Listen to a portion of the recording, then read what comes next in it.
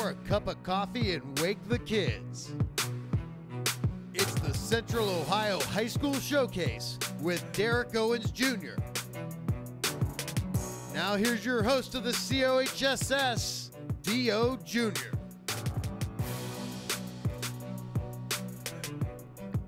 What's good? Good morning. Welcome to the Central Ohio High School Showcase. I'm your man, Derrick Owens Jr.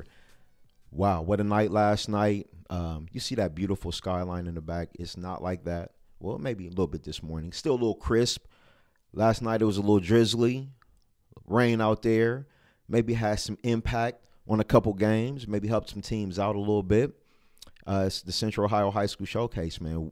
Week number 8 in the Central Ohio high school football season. And again, man, another unbeaten falls from the ranks in Central Ohio. Two teams that battled it out this week, that last week had major upsets. We'll see how that game played out. It was a big one last night. The Battle of Pickerington played in Gahanna. And if you was out last night, you was happened to be heading to Easton and you saw a lot of traffic backed up on Hamilton Road, that was for the game.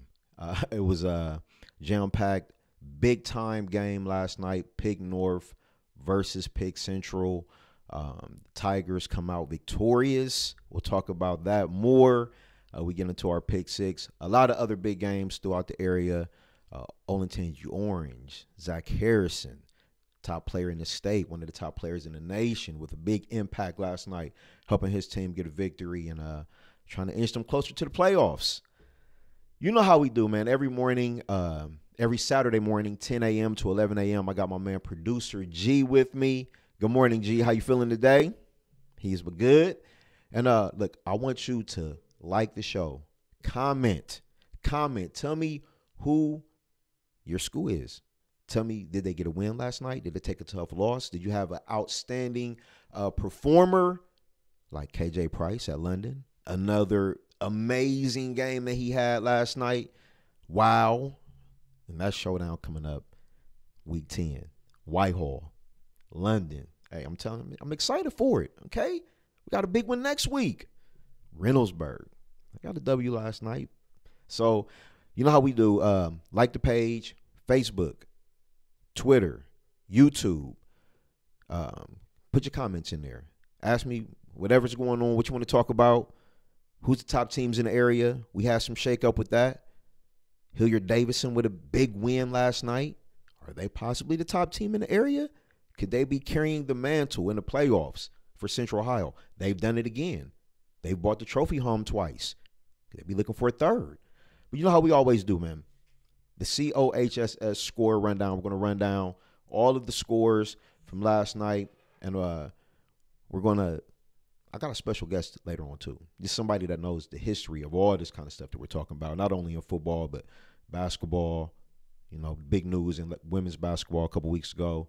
Whatever it is, you know what I mean? We'll get to that guest later on, okay? But let's do the C.O.H.S.S score rundown. Like I said, every week we just run down the scores from last night. You can see them on the lines there as well. But let's get into it. Gahanna, look, upset last week over Reynoldsburg. It was huge. Lancaster upset they beat Pick Central last week in a huge upset. They played each other last night, and it was Lancaster, 31-14 over Gahanna. Look, Lancaster started slow, but they're rolling right now. Watch out for this team. Reynoldsburg, 43-7 over Grove City. We'll talk about that a little bit later. Pick Central, 16-7 over Pick North. We'll get into this later in our Pick 6. A very, very impressive performance by the Pick Central defense. We'll talk about that. Olentangy Liberty, 21-14 over Olentangy. Olentangy Orange, 14-10 over Westerville Central. That was a game that both of those teams needed. We'll talk about that a little bit more in the Pick 6 as well. Westerville South, 23-13 over Westerville North. Central Crossing, 31-20 over Westland. Upper Arlington, 14-0 over Marysville. Hilliard Davidson, the team we just talked a little bit about. We're going to talk about them more in the Pick 6 as well. 24-7 over Dublin Kaufman. Dublin Kaufman came in undefeated, knocked from the ranks of the unbeaten. Delaware having a solid season. They're looking to make a playoff push as well. 21-20 over Thomas Worthington. And again, the stat that I just cannot believe, and I want them to break this stat sometime soon. Thomas Worthington, 18 consecutive losing seasons. They take a loss last night. Looks like it's going to be headed for another one, hopefully, but not hopefully, but I want them to break that streak. I want them to have a winning season and get some good fortune around there. Hilliard Bradley, 38-7 over Dublin Jerome. Dublin C.O.H.S.S, a team I told you, sneaky good, young. They're going to be making noise next year and this year as well.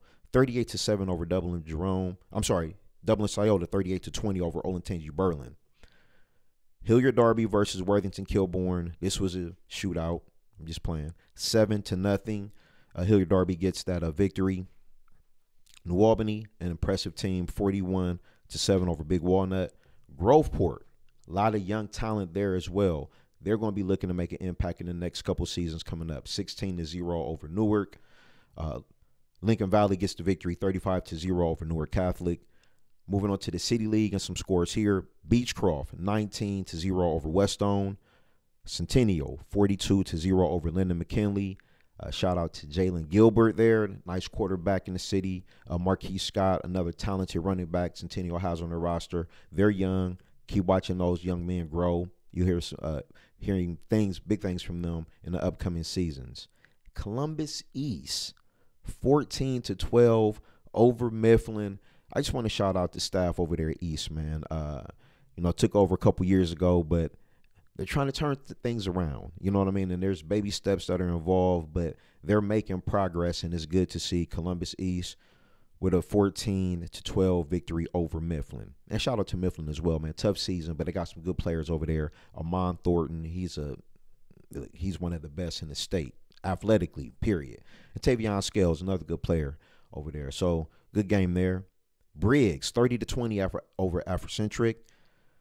A game we'll talk about in our pick six as well. Walnut Ridge, 47-8 over Columbus South. Walnut Ridge, talented, absolutely one of the best teams in the city, but we'll talk about them a little bit later as well. Eastmoor, the best team in the city, 62-0 over Columbus West.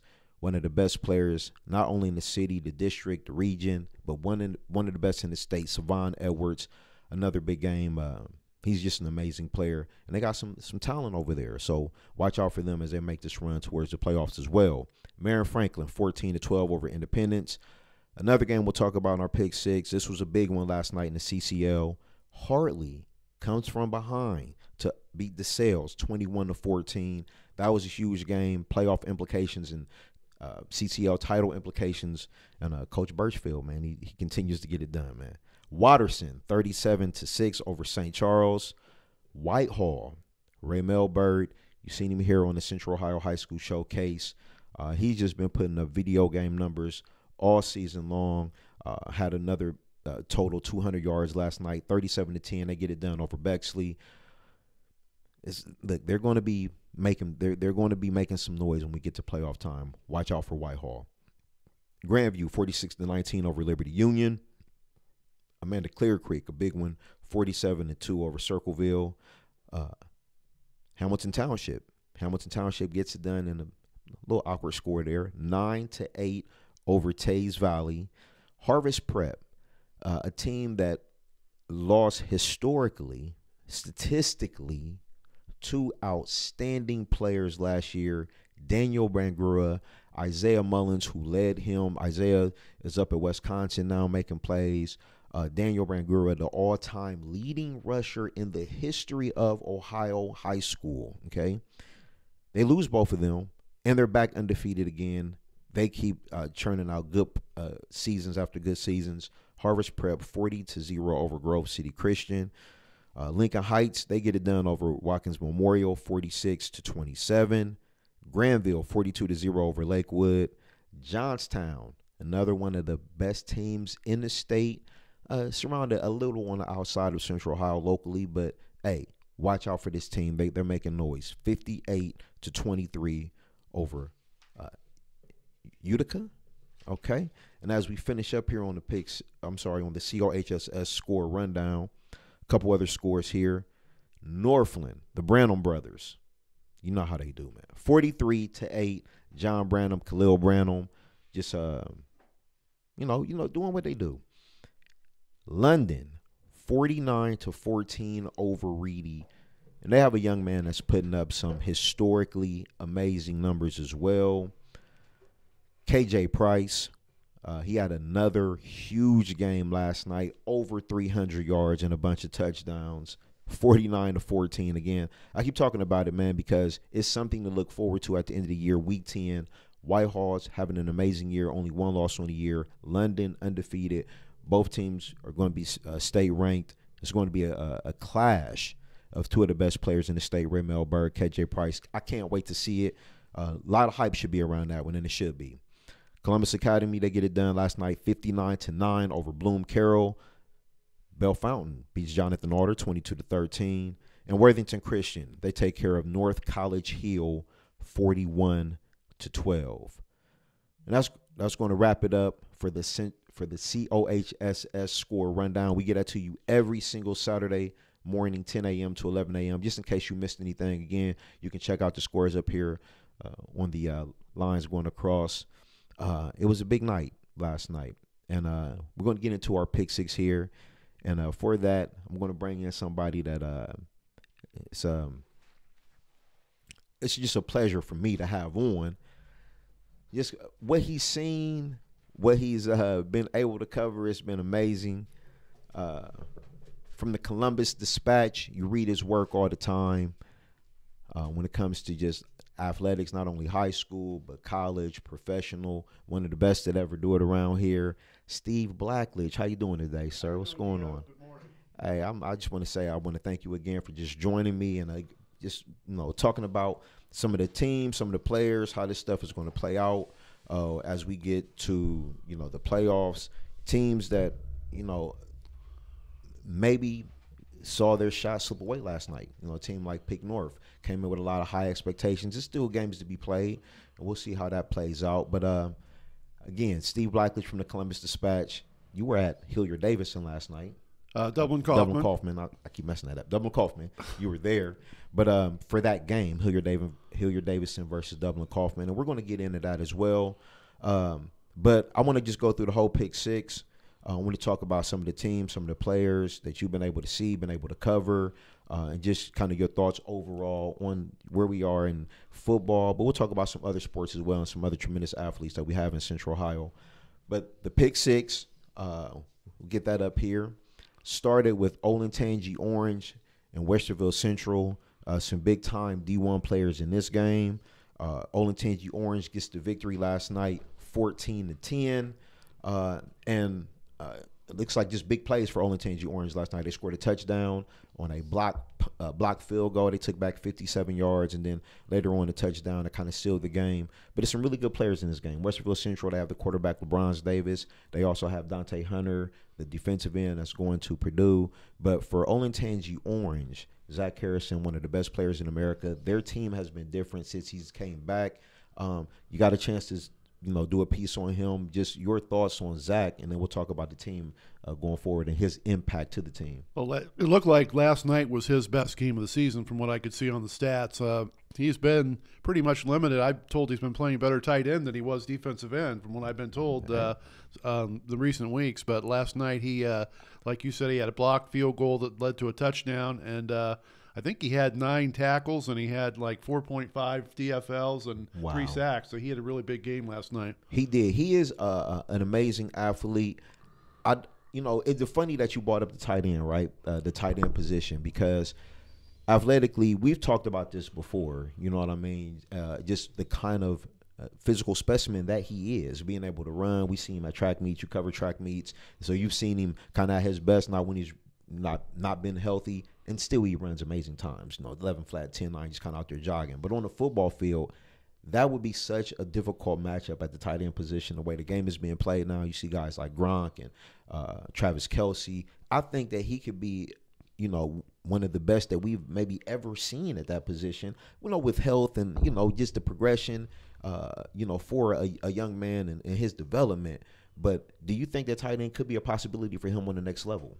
Well, I think they probably projected him to be the defensive end / outside linebacker. I think they want him to be that rushing, disruptive type of player. I don't usually, when they project somebody to play a position, they stay there. But I mean, he certainly looks like he looks the part. I mean, he could play wide receiver for that matter. He could. I mean, he has that kind of speed, right? If you've never seen him on the track, it's amazing. I mean, 2 years ago, he's running these incredible times, and I looked when he came over the finish line, he didn't even have spikes on. They didn't have any spikes to fit him. He had size 18 feet, and Nike didn't make size 18 shoes. Size 18. And he's a kid at this time, right? We're talking about like 16 maybe, right? Well, his feet hasn't grown since. They're still 18s, they told me. But Nike finally came through for him last season, and they special ordered some shoes for him. But he's a really freaky, and this is a nice way, freaky athlete. And it'll be interesting to see what he does at the next level. I think he has to stay healthy. That's the key. I mean, he's been a little bit brittle. I think he grew very, very fast and in a matter of years, and sometimes that plays some games with your, with your physicality and everything. So it'll be interesting to see what he does and what college he goes to, for that matter. That's a big one out there right now. It looks like he's narrowed it down, maybe 2-3 schools: Penn State, Ohio State. The Buckeyes still in the running there for the services of Zach Harrison. I mean, the whole nation is going to be interested to where he goes. It's going to be just as big a deal as when Horston made her decision last week, maybe even bigger. This is football.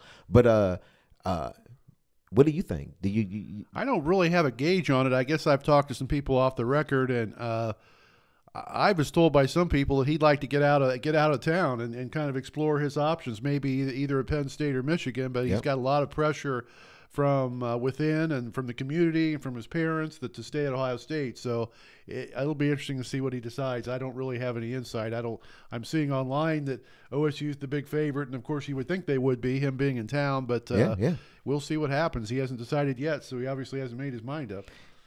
Everybody's waiting, especially here in Central Ohio.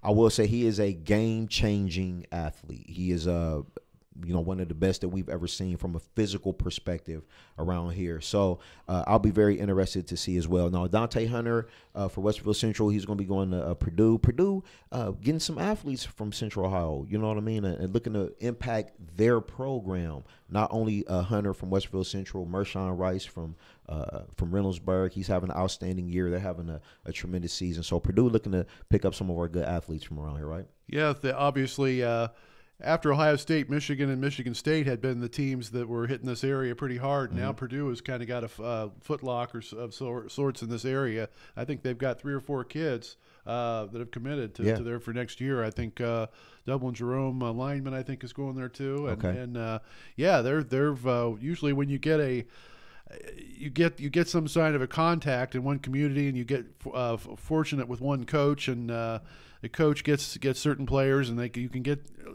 kind of a long line of recruits from that area. Absolutely. Minnesota used to do this, and with Glenn Mason. He actually used to call me every year and ask me for who was good in Central Ohio, and he got hooked up with Gary Russell and Ernie Wheelwright and a few others, and they really paid dividends for Minnesota. Russell Wheelwright from the Columbus City League, Walnut Ridge, right? Yeah, so that was a great look for them, having the opportunity to go and experience those different things in college. Just real quick, back to the game. Both of these teams needed this for playoffs. Both teams had some losses. Olentangy Orange moves to 5-3. Westerville Central drops to 4-4, and I believe they both still have an opportunity. It's that kind of region. It's very difficult. There's going to be some teams with multiple losses there. Zach Harrison, he can make a difference for this team moving forward and for them to be a tough out. Would you say so? Well, yeah, he has made an impact. I don't think he played the first 3 games, and what were they, either 0-3 or 1-2? Yeah, so they've really caught fire. They've won, I believe, 4 of their last 5, if I'm not incorrect there. But it's Orange has got a chance to have an impact in these playoffs. I mean, 8 teams out of 17, I think, get it in both of the division district regions that they're in, and I think they've got a pretty good shot at it. But Central is kind of seeing their chances dwindling right now. I mean, they had the big win over Eastmore Academy earlier in the year that got them some computer points, but that's Division III computer points, so that's hurting them a little bit. They've fallen the last few weeks. Absolutely, yep.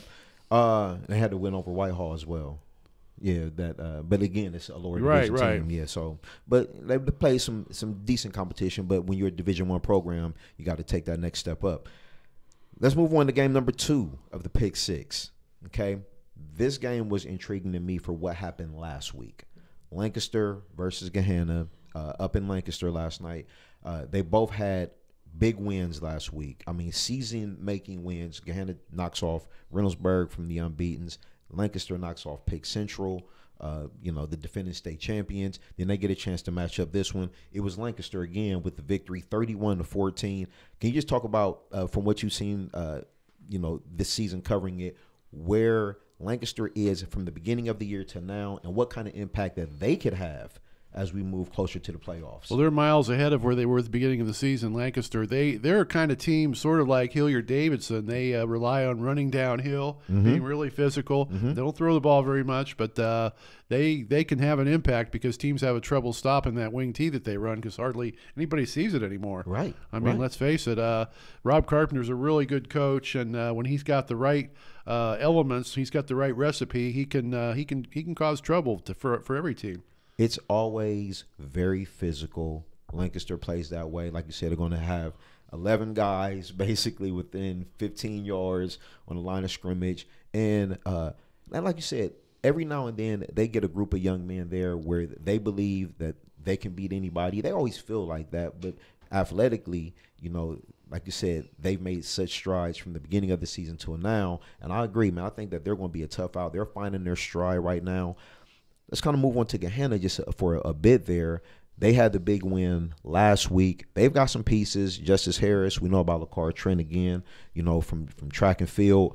But they weren't able to carry the momentum from last night. But they're still going to have an opportunity with 2 games left as well, depending on how the rest of this plays out, to have an opportunity for the playoffs as well. Right. They obviously had the huge win a week ago. They've got a chance. I mean, they've been coming on strong here of late. I believe they also started 0-3 maybe. Yeah. And they're coming on strong here, and they have a pedigree of doing well. Of course, they've got some tough games left in the OCC Ohio. They've still got Reynoldsburg and Pickerington North left, I think. Right? Well, no, I want to say they just played Reynoldsburg last week and got that victory. So the end of their schedule may not be as tough, and I have to see if I can get that. Yeah, that's okay. No, yeah, but your point being that their season isn't done one way or the other. You're right. They still have games to play and still can make an impact. Justice Harris, a really good running back. I love just how low he gets and how physical he is. But again, Lancaster, the team that I'm really impressed with, 5-3 on the year, 2 big wins. You compare them to Hilliard-Davidson. We'll talk about them here in a little bit when we get to them in Dublin-Kaufman. And so teams don't want to play a team like that, especially when the weather starts to change, the cold, the rain, sometimes snow. I believe that this could be a tough out for some of the teams that we're seeing. I don't necessarily know that it's a huge gap from the top 5 to what would be 6 through 8 by the time we get to these matchups. I agree. I was just looking at this last night, and I think we have 5 Division I teams with 1 loss. And right below that, it's anybody, really. Right. There's not really one team that's standing out outside of maybe Pick Central and Davidson. I think probably are 1 and 1A right now. But it's it's hard to say. It changes from week to week. Yes. So, anybody could play a role in this. Lancaster, in the nasty weather, they're going to run the ball. They're going to they're going to keep on the ball without turnovers and stuff. And they've got a shot to be a factor down here at the end of the season. All right, let's move on to Pick 6, to game number 3, a game you had the privilege to be at last night, and I'm interested to hear just about the environment because it was a lot at stake here. Hilliard-Davidson at Dublin-Kaufman. Can you just tell me about – I just want to know because, you've seen a lot of these programs, the big-time programs, and how was the atmosphere last night? Was it tailgate-ish? Were they out there early? It was good. I think the weather kind of slowed things down a little bit. It really started raining pretty hard about 7 o'clock, right about kickoff time. Okay. And it was a pretty steady rain all through the rest of the evening. Right about halftime, it started blowing sideways. I was actually sitting in an outdoor press box last night because their press box doesn't accommodate the press. And my computer was getting all wet. I didn't know if I was going to be able to tweet anymore. It got pretty nasty. I seen you like, hey, I'm outside. Bear with me. You know what I mean? Kaufman, let's fix that. Let's fix that, Kaufman, for the media out there. So let's talk about the game. Dublin-Kaufman, they come in undefeated. having a really solid year. In some ways, I think Coach Crabtree is looking to his team next year to be, the group that's going to make the real run. I think this is kind of unexpected how good they were. Some of the teams that they had beat. They come in one of the best players in America, Mike Drennan Jr. My name Donut out there on Twitter. You guys know him. But last night, tough sledding against a tough Davidson defense and running game, right? Well, it started off in the very first possession. Dublin Kaufman got it, and they had 4th and 1 at their own 29-yard line, and Coach Crabtree elected to go for it. And the 2 runs right previous to that had been stopped for like 0 and 1. So a lot of us looked at each other and said, well, this is a pretty big gamble. Right. But he wanted to set the tone, and he didn't want to give Davidson the ball and let them start going downhill on him. Mm-hmm. And they stopped them, 4th and 1. Wow. And Davidson took advantage. They scored in like 7 plays right after that. And Davidson's tough to beat when they get the lead because they just keep holding on to the ball, having 8-minute drives. They just take off 5 yards on every run. And, I mean, that's the way they play. Yeah. And that's pretty much what happened. I mean, Kaufman did get a chance to get back in the game. They tied it. And to start the second half, Davidson tried to razzle-dazzle on a kick return. They tried to reverse, and they ended up getting stuffed at the 5-yard line. And we're saying, well, they forced a punt right there. And we said, well, Kaufman's got a chance, really, to turn the momentum. Yeah. They fumbled, and the ball went loose on the ground, and it rolled about 20 yards the opposite direction. Davidson jumped on it, and they scored there, and it was all over from there. Wow. That turnover really pretty much turned the game right there. Wow. Turnovers, man. Turnovers. Yeah. Especially, and the Kaufman is a team that likes to throw the ball. They like to throw the ball around. I mean, they do run the ball as well. They can play different styles. But like you said, once you fall behind against a team like Davidson, the clock is their friend. Well, Davidson they really took control of the line of scrimmage in the second half. When Coach White calls it being on schedule is what he calls it. They get 4 and 5 yards every carry. It's perfect for them. I mean, even if they face 3rd and 2, they feel like they've got the advantage. Yes, so, yes. And he'll go for it on 4th down too, the way he is. So yeah, it was. They played really well. They actually are using about 5 running backs now. They don't really have one featured running back. They scramble things around and they run a few things out of the Wildcat. Wow. They're being a little bit more creative this year than we've seen them in the past. And like you said, more creative. He's got to use everything that he has. You have to use athletes at your disposal.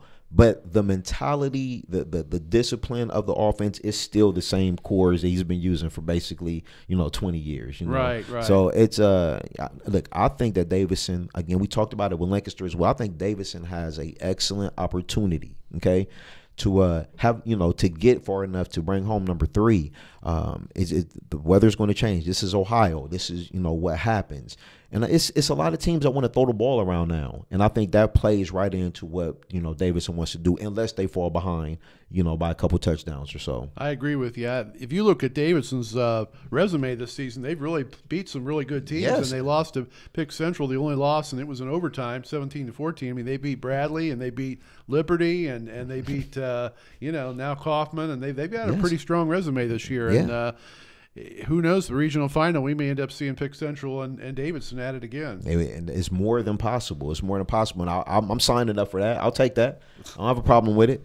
I know some other teams, Reynoldsburg, Dublin Kaufman, maybe some others who want to say in that. But right now, those 2 teams are looking really strong. And more importantly, those 2 teams have won in the past in the playoffs. They know what it's like. about. Reynoldsburg hasn't won, and I mean, I'm not holding that against them, but right. They have never won a playoff game, to my knowledge, never. Yes. So I mean, that's something that's mental, and Pick Central knows they go to a game. In fact, they're going to a game with Reynoldsburg next week, a big game, and you got to think they're favored just because they've always beaten them.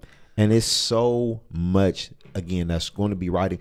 It was like when Reynoldsburg beat Pick North. They hadn't done that once in the last decade. Right. Okay. The jubilance, I think is what hurt them the next week. You know what I mean? And couldn't get up, for Gahanna. Emotionally, kids, 14-18. You know what I mean? You go back to school, everybody's patting you on the back. Oh, I'm sorry there. I got excited. You're getting too excited. Yeah, for sure. I'm ready for next week too. But, so it's going to definitely be interesting to see how Reynoldsburg handles next week. If victorious, even if they lose, how mentally do they continue the approach knowing that they're still going to have so much to play for? But we'll get into all that stuff later. Look, Hartley and DeSales, next game on the Pick 6, game number 4. Hartley, we always Coach Brad Birchfield. He's one of the best. He'll tell you we've got more state titles than anybody around here, regardless of division. Hartley gets it done. They started out the year, again, we talk about this competition early in the year. Who did you play? Who did you beat? Who did you lose to? It doesn't matter sometimes. DeSales also played a schedule. They've been all over this area from Kentucky to Dayton to everywhere. Hartley gets the victory 21-14. Let's talk about DeSales for a moment. Drops 4-4, but they got one of the best players in multiple sports in Ohio, in the country, Joey Velasquez, baseball, football. You did a special piece on him as well. Just talk about the young man, what he brings to the table, the kind of recruit that he's going to be for Michigan, football and baseball. Well, he's really targeted to play one specific role with Michigan for the football team, and that's the reason they recruited him. I mean, they've got him to play that Jabril Peppers role, whatever it's called. I forget what the name of it is, but he's basically a guy that runs around between linebacker and safety, and just basically makes plays, kind of like a rover, I guess you all call it. But they actually looked at him and they pointed at him to be the guy that they wanted to play that position, and that's why they jumped on and recruited him. But baseball, I think, obviously is his best sport. I mean, that may be his primary sport, so we'll see what happens. And he may even get drafted this spring. I was thinking about that. You know, he's going to have the opportunity. He said baseball, I've talked to him a couple times, but he said that baseball feels more natural to him. That's, you know, just the glove, the bat, you know, and some kids are like that. You know, baseball is that kind of sport. But he said he loves the gridiron. He loves, you know, just being out there with the guys, running around and making plays. And he's a physical kid, and I think that's another thing that kind of, lends him to go to football, to love it so much, is because when you're that physical, you're not going to get that in baseball. And because he wants to be around that, I think that's the part of the reason that he wants to continue this football career. Well, Derrick, he's been kind of thrust into a difficult position the last few weeks because DeSales lost their quarterback, Grant Godfrey, who was one of their better players. And I believe he's been playing quarterback for him the last few weeks. And, he has. They got ahead 14-0 last night. I was a little surprised. I was following this on Twitter, but Hartley came back and got him as the game went along. But DeSales gave him a really good game, and would be a real shame, I think, if they don't get back to the playoffs. They're sitting right about 9 right now. Yeah. And they have Cincinnati Winton Woods next week, who's very good.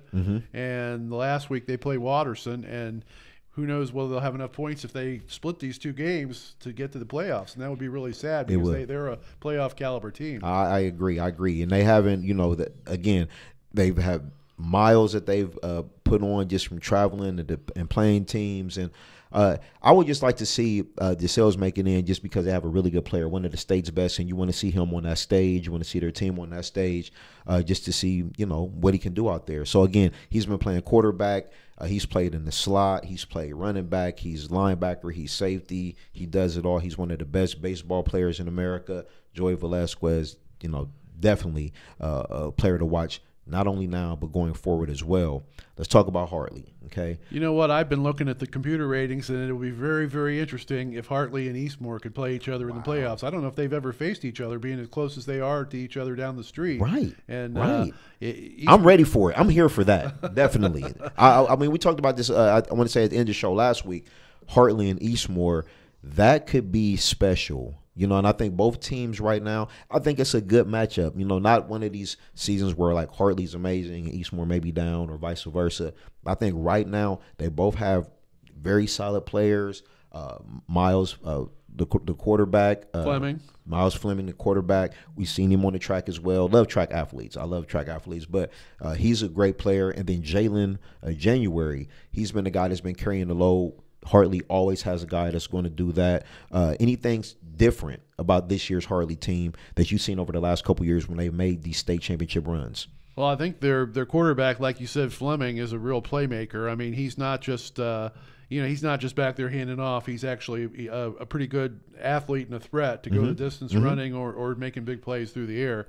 And I think he makes a real difference for Hartley. I actually haven't gotten to see them yet this year, and I'm looking forward to seeing them. But I know they've got the typical team this year that they've always had. They've got a great chance to really get to the Final Four or Final Eight. Yeah, I agree. I do think that Birchfield likes having Fleming with that speed at quarterback. I don't think he's ever had. He said that Miles is the fastest quarterback that they've ever had. Looking from what he did on the track, bringing that in to to where he is at the position. So I think he likes having that because he's always going to pound the ball with the running back. Right. But I think he likes having that versatility for the quarterback to be able to make some of those big time runs and breakaway runs and still, hit a receiver occasionally like they like to do. Yeah. But I agree with you. Hartley and Eastmoor, I think, would be special. You mentioned the proximity of the schools, right there. And Coach Birchfield, great coach. Coach Miranda, he's done it all, basketball, football, and then Savon Edwards.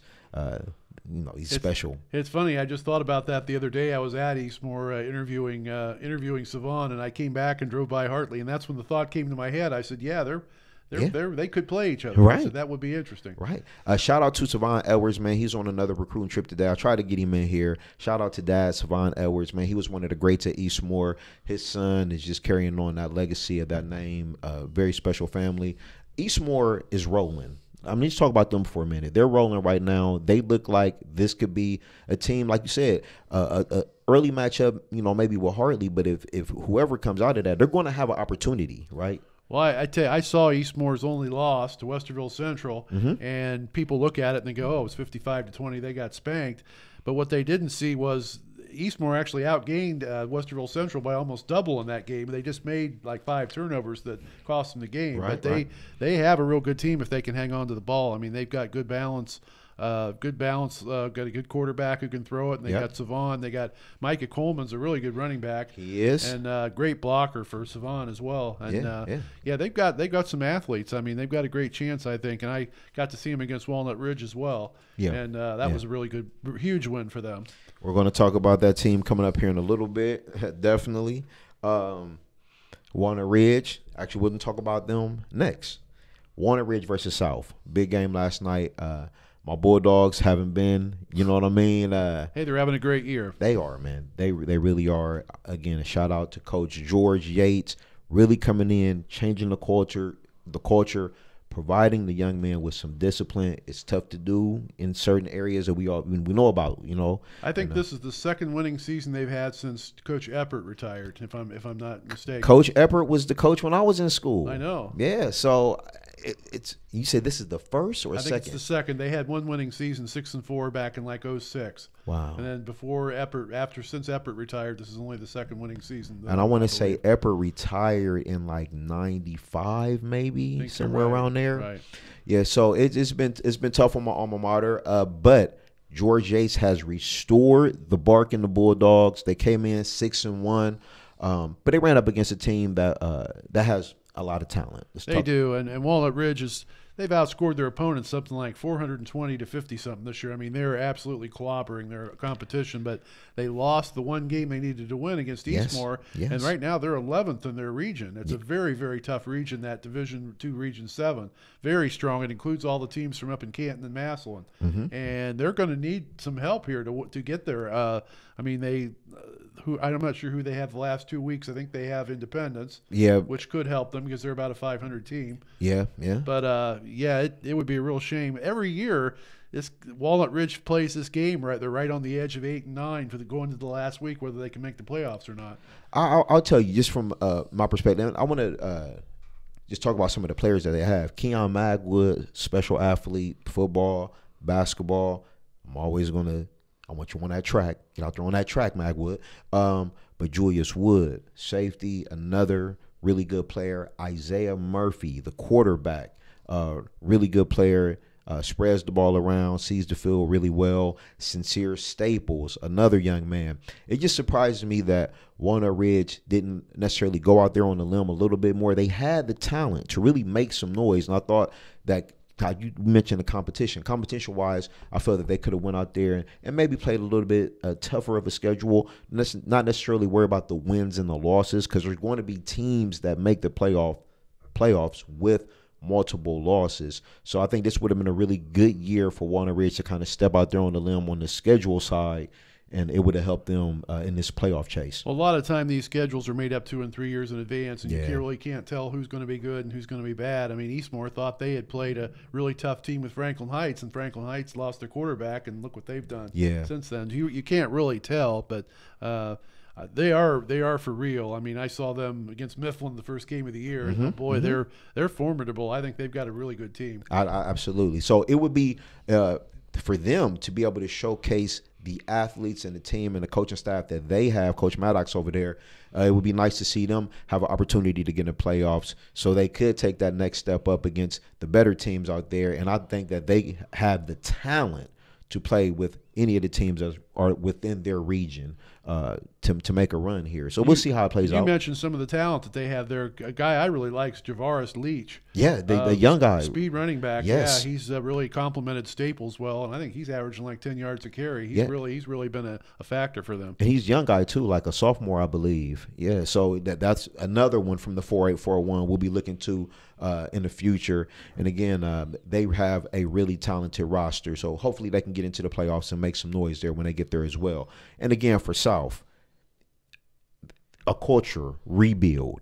Okay, that's what Yates walked into. That's what Yates is trying to change. I think that they're going to be okay in the next couple of years. They run a different kind of offense as well. Right. They run he brought that over from West last year. If you ever saw West play, absolutely. They run a lot of misdirection and direct snaps to the quarterback / running back, and they always had a featured running back at West that put up huge numbers. And that's what he's put in at South. He's been an offensive coordinator. I'll tell you, Coach Yates is one of the most energetic guys you'll ever meet. His dream job is to coach at South. Not many people would say that, you know, given their history. But he's an alum, and if you ever see him at the basketball games, he puts on a huge pregame, and he yells and screams and yells Bulldogs. And I mean, he is really one of the most energetic guys you'll ever see. He is a great guy. And again, Mr. Blackledge says here, he does the pregame for South. And if you go to a South basketball game, he gets all the players involved in the crowd and everything. So it's really a special show that he puts on. But he put on a special show for the football season. Season not over. South falls to 6-2. But you heard it right here from a historian, really, of all of this stuff. Mr. Blackledge said the second winning season that they're going to have this year since the early 90s when I was a young man running the halls over on 1160 Ann Street. You know what I mean? So shout out to the Bulldogs there as well. Let's move on to the game, the last game of the Pick Six. Pick Central on the road at home against Pick North at Gahanna. It was crazy last night. They opened the game. Terry Sumwell, we know him from track. Great 4x400 meter runner, open 400 meter runner, but he gets the kickoff and he put on his track speed, 78 yards to the house, and I think it basically, set this stage right there. Pickerington was going to come out. They were focused. They took the loss last week. But you've had a chance to see them, man. I just want to talk about if we do here before we get on to Pick North. But just individually, man, these guys on the defensive line, Dwayne Carter, Carter Johnson, Ty Hamilton. Ty Hamilton, he looks like he could be anything. A running back, a linebacker, defensive end, wide receiver. I mean, he looks the part even more than the other two. And one guy's Carter Johnson's going to TCU, and Dwayne Carter's going to Duke. And, I mean, they're just so formidable up front.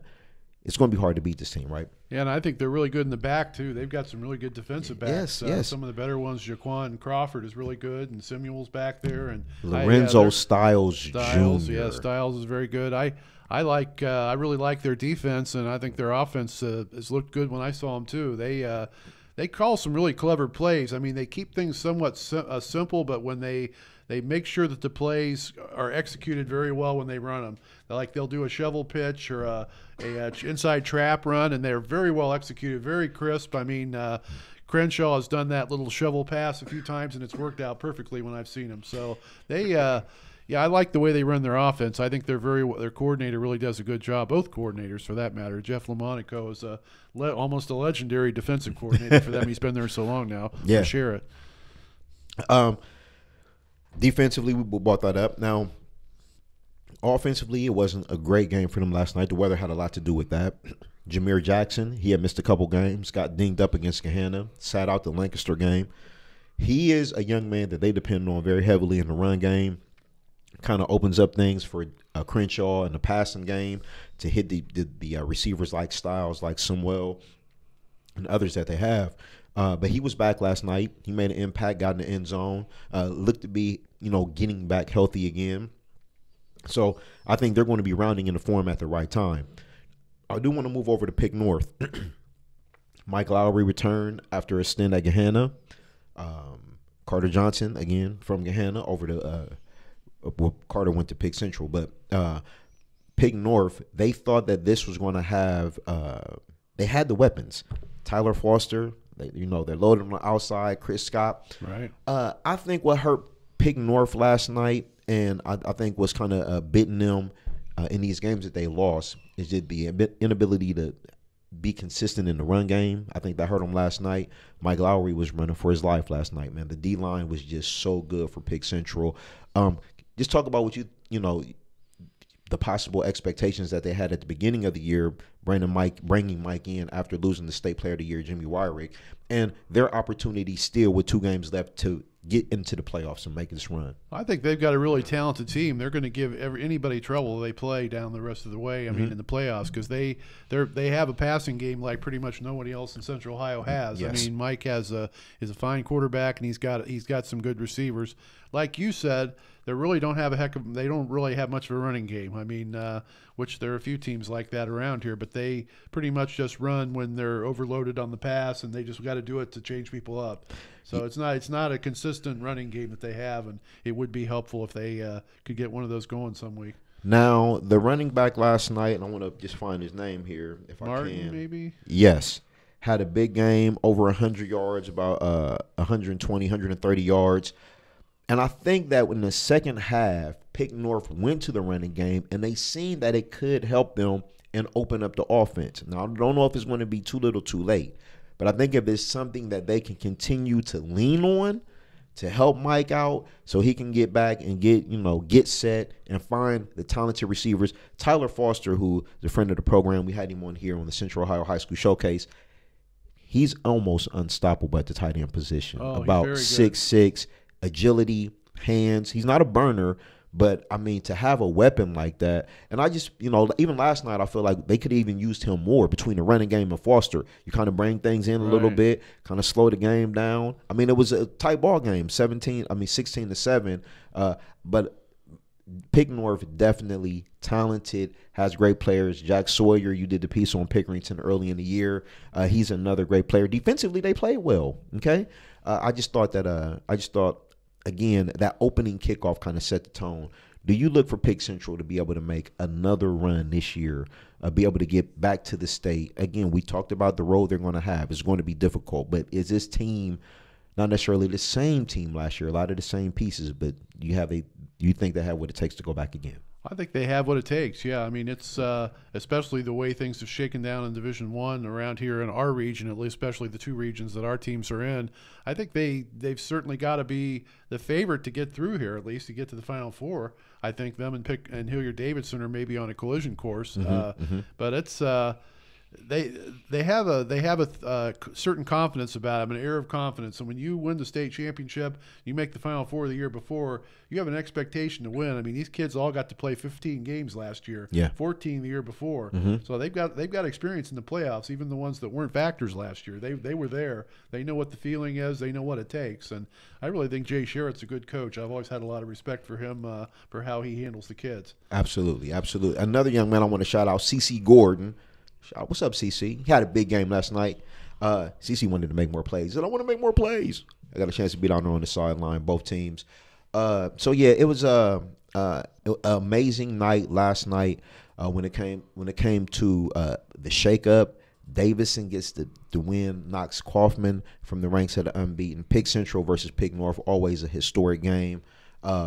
South High, they took the loss last night. Warner Ridge, a really talented team looking to get into the playoffs and make a lot of noise. DeSales, Joy Velasquez, great player. We're looking for hopefully for them to be able to get in so they can make some noise. Hartley, we talked about what a game it could be. Hartley versus Eastmore, that would be amazing. Davison, you don't want to play them. Dio, let me throw something else out Please, there. Regarding Pickerington, could you imagine if they would have played that game at Pick Central like it was scheduled? I mean, with the rain last night, No. The field is already unplayable. That might have been even a different game than 16-7. Who knows? I mean, did you see the picture last year when it flooded? And then the whole thing was just up. I mean, it could have been one of those nights. I wonder how it looked last night. It's on a floodplain, I guess, and that's part of the reason that there's been discussion. Well, why don't they put down turf? Well, I guess they can't even put down turf in a floodplain because it'll ruin the turf if it floods back there. So, really, what they have to do is they have to pass some kind of levy to get a new stadium built for them. They need a new stadium. This is the defending state champions. This is one of the best athletic programs in the state of Ohio. State champions last year in track and field in the men's side, state champion on the women's side in basketball, state champion football team. They have the resources there. You know, I think it's time. It's not this shiny new building that Pigmorph is, but they have the athletes and the resources. I think that it's time for them to upgrade the stadium, get some turf in there. I mean, Grovport's got one, and they just built a new stadium. Le'Veon donated some things out there, and I'm sure Pick Central has enough kids out there, or Pickerington in general. You know what I mean? Well, it's easy to say that, but sometimes the money doesn't get there that as quickly as you said. I mean, I've heard that from the City League, people saying, yeah, why don't they?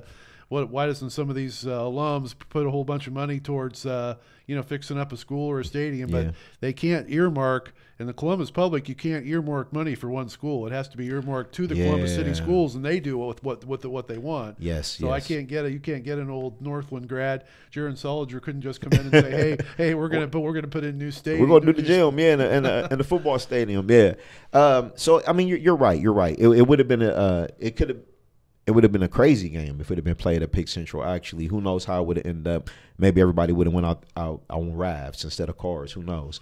But yeah, it was just a great night all around. Again, Lancaster, another team to watch out for. We got a couple minutes here, man. You've been able to talk to hundreds and thousands of great athletes from Central Ohio. Been doing this for a long time.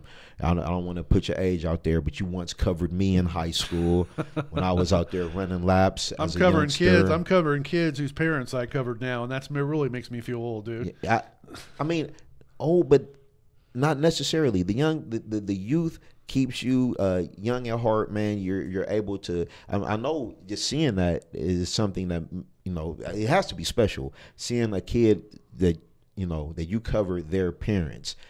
Just let you know that you've seen it all. We did that with Savon Edwards the other day. I covered his father, and now I look at him, and it's just like it's amazing because they look alike too, and they run alike. They play alike. It's really special. I do want to ask you about a young lady that you got a chance to cover, Jordan Horston. Made her decision to go to the University of Tennessee. In the pantheon of great players, and I'm not asking you to necessarily rank her. We know she's one of the best. In your just recollection of the great players, you have her that high. You know what I mean? With the Helen Darlings of the world, and I mean she's going to be a different player with her size or her position. Yeah, we've got a dearth of talent this year. We've got a ton of talent, actually, with the girls. We got J.C. Sheldon coming back, Dublin too. Kaufman, State Player of the Year. Gabby Hutcherson at Westerville South. Going to Ohio State, she just committed. Yeah. Westerville South is loaded.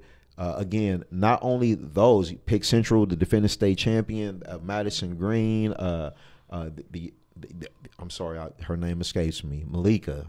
Perry, yes, Malika Perry, who's going to University of Auburn. I really love the talent that we have on the women's side of basketball, and I think that I'm going to be a part of this, but trying to provide as much coverage for them as possible because it's very rarely do you get this many great players, that's going to be making an impact on the next level. Definitely. I mean, Jordan is the most visible player we probably had in this area in some time at least. I mean, we've had some players go to Ohio State and some other big schools, but to have one go to Tennessee, which is a nationally well-known program, and Jordan has really a skill set that's very unique. I mean, she's 6 feet tall at least. Her mom says she's been growing, yeah. Yeah, I mean, she's playing guard, and you don't see that very often. And she's got such an overall game. I mean, she doesn't dazzle you and score 30 points a game, but she has an overall game. I mean, she showed that in the state playoffs, the state finals, and in the big national USA World tournament. Absolutely, yeah. Team USA. So, yeah she's a real nice girl too. She's very, very classy and down to earth, and she had a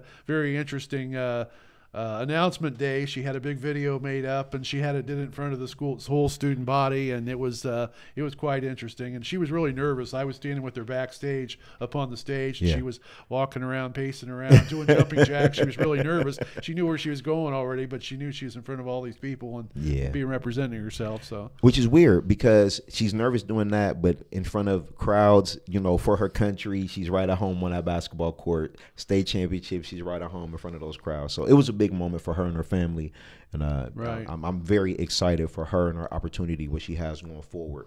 So let's kind of wrap this up as we get close here. Zach Fleer, and if you've commented, I'm sorry that I missed him, but I wanted to get this time so you can hear this knowledge from this man who's seen and covered all these great athletes. But before we leave, Zach Fleer asked me last week, Zach Fleer from 270 Hoops, absolutely. He posed me with the question, give me your top 5 teams as right now, today, week number 8, games have been played. Do you have a top 5 that you can go right off? I know it's kind of putting you on the spot there. Well, it's kind of tough with different divisions. Not for the state, but no, just for Division I right now in our area. Okay. Well, our pecking order would probably be right now would be Pick Central, Hilliard-Davidson. You'd have to say Reynoldsburg probably. Kaufman and who am I forgetting here? Could be Hilliard-Bradley. Probably he'd say Hilliard-Bradley. That's Pick what North. I would say. Yeah, Pick North lost 3 though. So yeah, I'd say probably Bradley in the 5 spot. Hilliard-Bradley, we don't talk about y'all enough. Hilliard-Bradley moving up in our top 5. The Blackledge top 5. You'll see more later when he does all the research and really crunches the numbers and really puts it out there for you, as he always does. We'll see every what week. The coaches say in our Dispatch Coaches poll, which will be in Tuesday's paper, because they vote. They actually vote, and I have a panel of 8 guys that vote in that, and they're pretty fair. So all right, that sounds good. You can read his work again. The Columbus Dispatch. Steve Blackledge. He's seen it all. He knows all these athletes. He's covering them. Again, he put up a piece. Savon Edwards, right? I did. It's in the paper today, so you can go and read that. It's online as well. Just a great player from Eastmoor. That's going to wrap it up. We'll see you back next week. Next week is going to be special. I got a special interview that I'm bringing in, one of the best athletes in America in multiple sports. She's going to be in studio. I gave it away a little bit. She's going to be in studio with us. For Steve Blackledge of the Columbus Dispatch, I'm Derrick Owens Jr. of the Central Ohio High School Showcase. And as I always say, man, when we end these shows, be good. We'll see you next week.